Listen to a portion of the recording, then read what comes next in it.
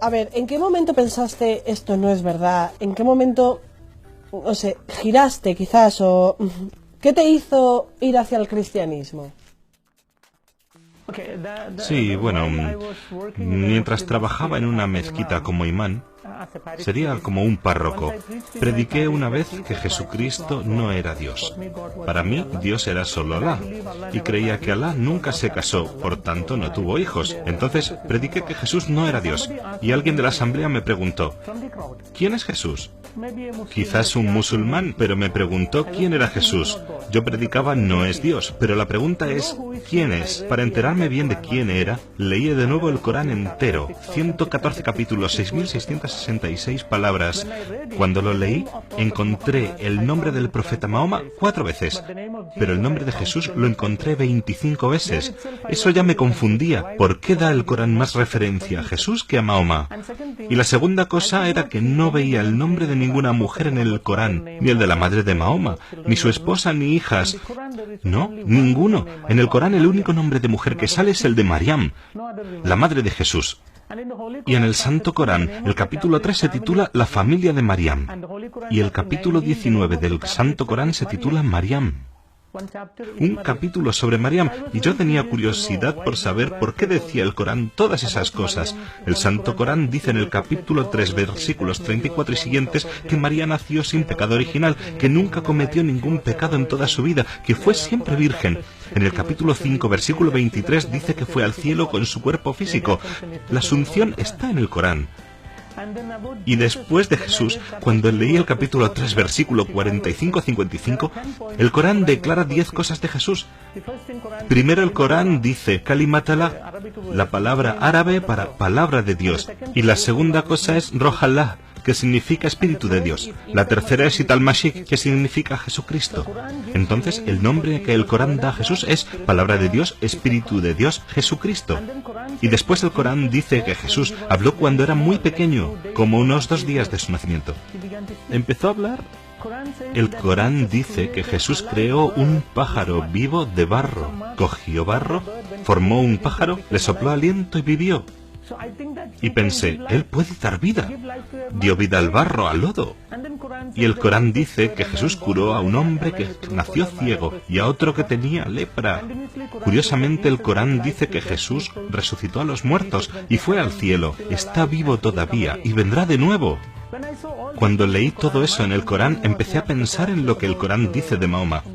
Según el Corán, el profeta Mahoma no es la palabra de Dios, no es el Espíritu de Dios, no habló con 2 días, nunca creó a un pájaro del barro, nunca curó a un enfermo, nunca resucitó a un muerto, él mismo murió, y según el Islam no está vivo y no volverá.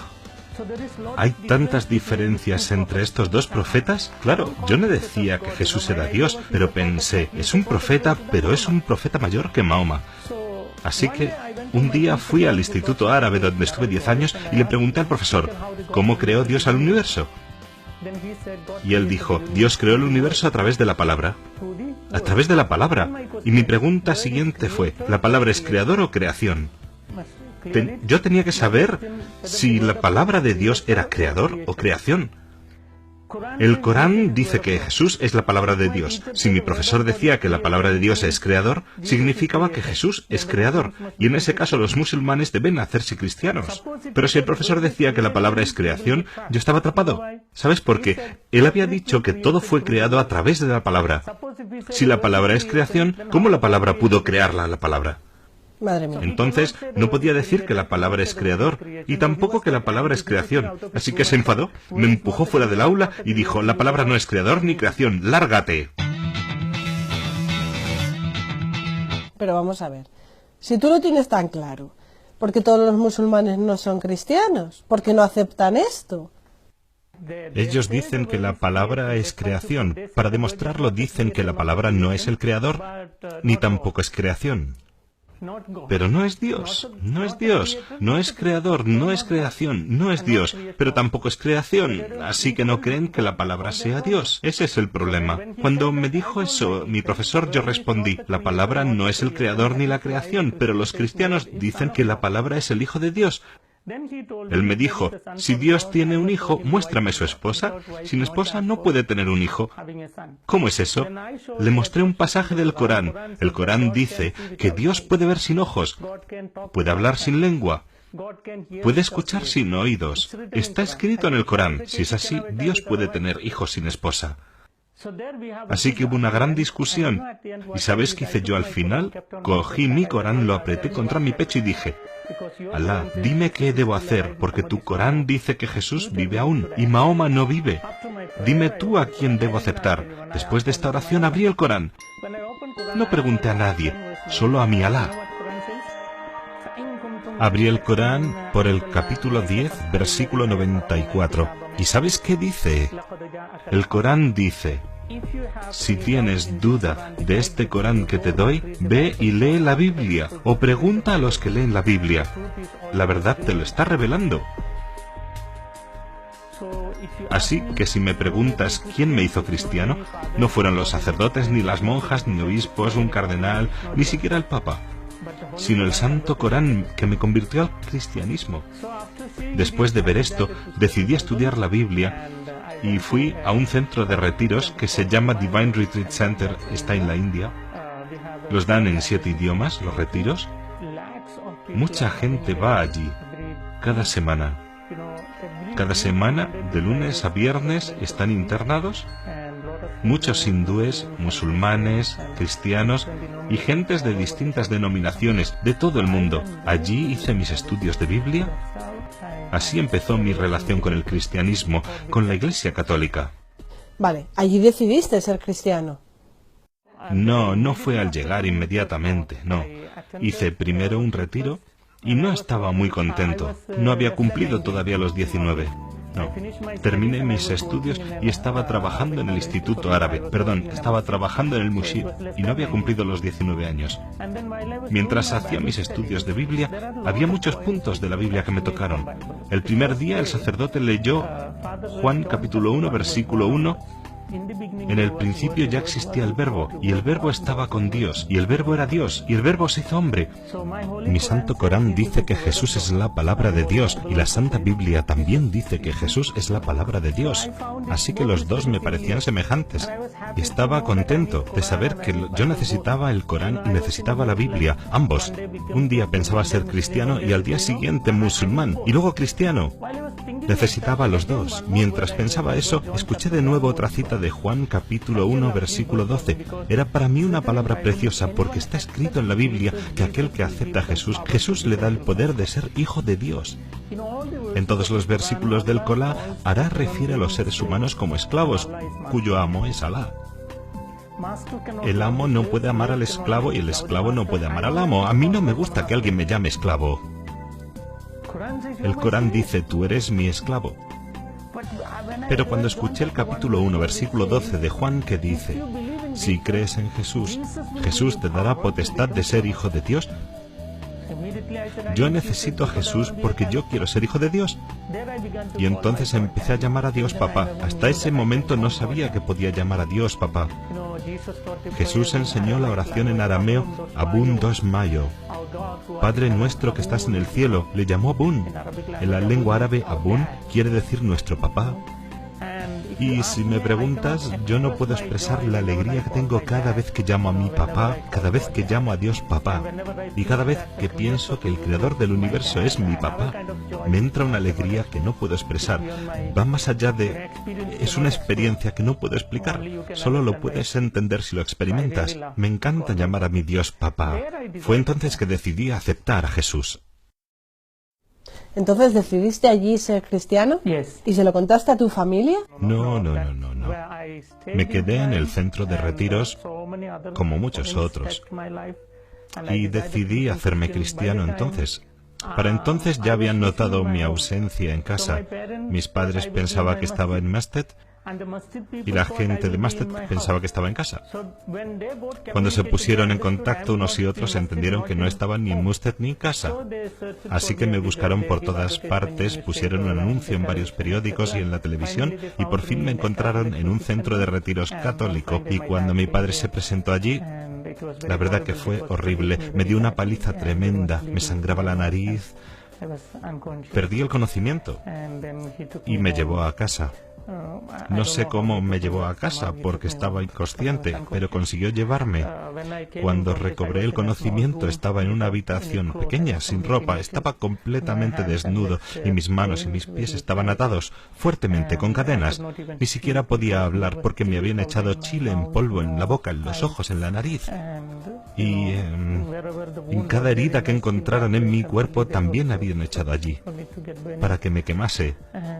Tenían que pegarme de esa manera, porque está escrito en el Corán más de 18 veces. Hay que luchar contra los no creyentes. Y está escrito en algunos pasajes del Corán que hay que matar a todo aquel que rechaza el Islam.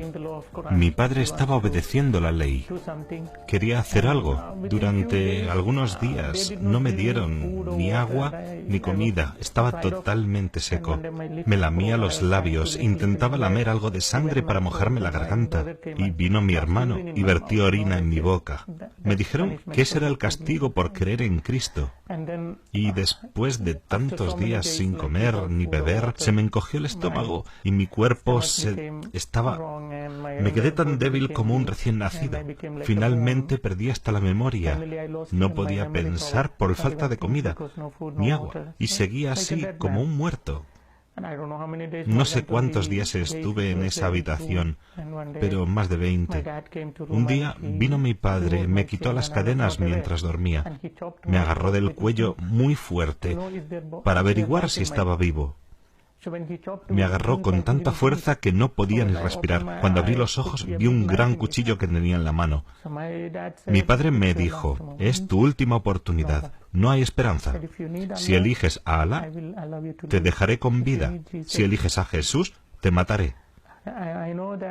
Recordé que cuando yo estaba en el vientre de mi madre todos decían que iba a morir, pero por el amor que me tenían, rezaron y me alcanzaron la vida con sus oraciones. Y ahora me querían matar.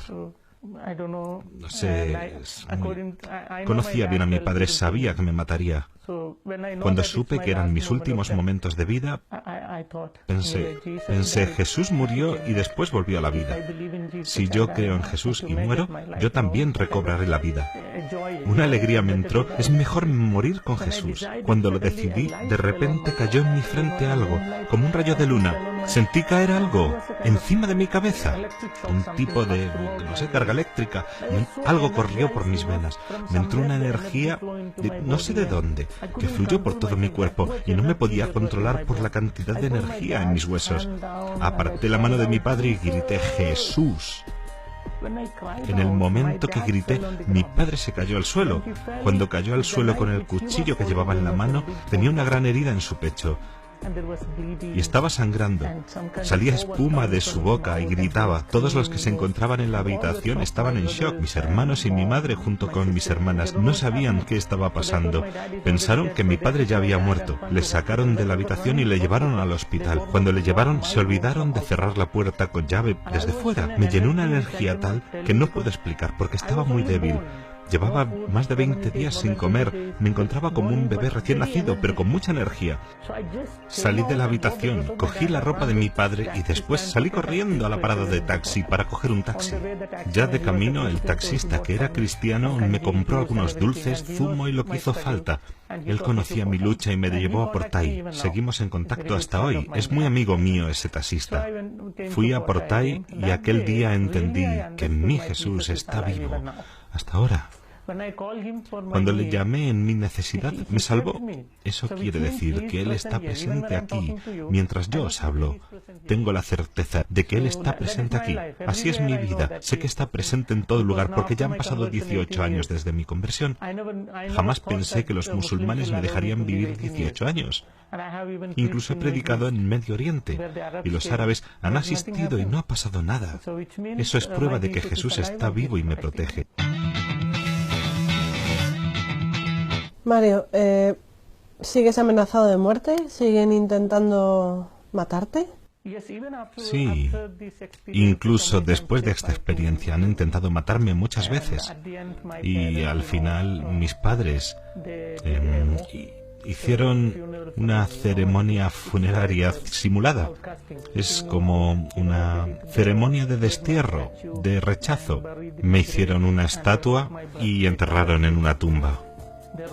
Escribieron mi verdadera fecha de nacimiento, pero para la fecha de fallecimiento pusieron el día en que me hice cristiano, el día en que recibí el bautismo.